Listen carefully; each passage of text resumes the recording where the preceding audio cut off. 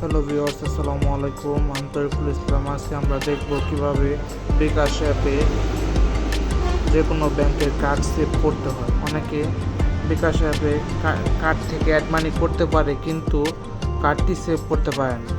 তো চলুন আজ কীভাবে কার্ড সেভ করতে হয় সেটি দেখা যাক। প্রথমে আমরা বিকাশ অ্যাপে লগ ইন করবো। তারপর যে প্রোফাইল অপশনটা আছে সেখানে ক্লিক করব।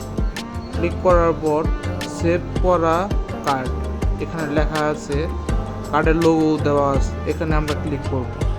ক্লিক করার পর আমার একটি কার্ড যোগ করা আছে, আমি আরেকটি নতুন কার্ড দেখানোর জন্য যোগ করব।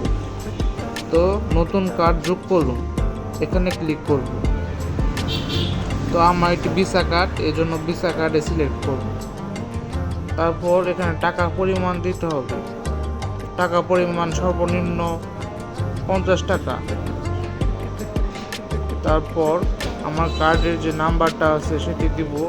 নাম্বার দেওয়ার পর কার্ডের মেয়াদ যে আছে, ডেট অফ বার্থ মেয়াদটা সেটি দেব।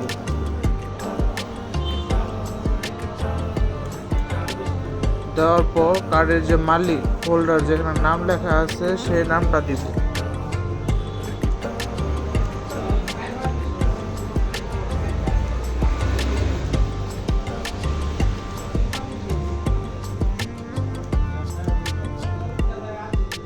তারপর যে পিছনের গোপন নাম্বারটা আছে সেটা দেব।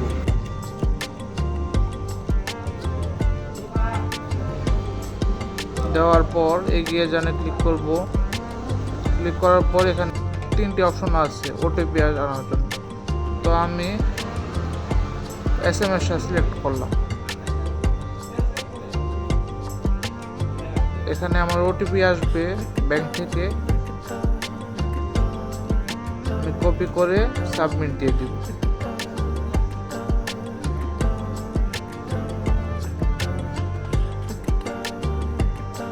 এই যে আপনার কার্ডের বিবরণ সফলভাবে সেভ হয়েছে, সুন্দরভাবে সেভ হয়ে গিয়েছে। এখন এই যে দেখেন, আগে আমার ছিল 1টি কার্ড, এখন হয়েছে 2টি কার্ড। এখানে আমরা একটু এডিট করতে পারবো। যেমন এখানে আগে লেখা ছিল মাই কার্ড পূবালী ব্যাংক, এটা আমি দিব মাই card BRAC BRAC bank update.